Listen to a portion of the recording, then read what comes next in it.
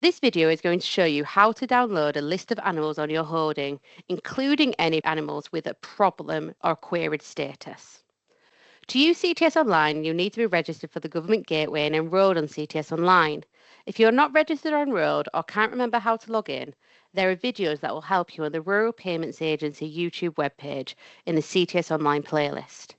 You should then access CTS Online using www.bcms.gov.uk.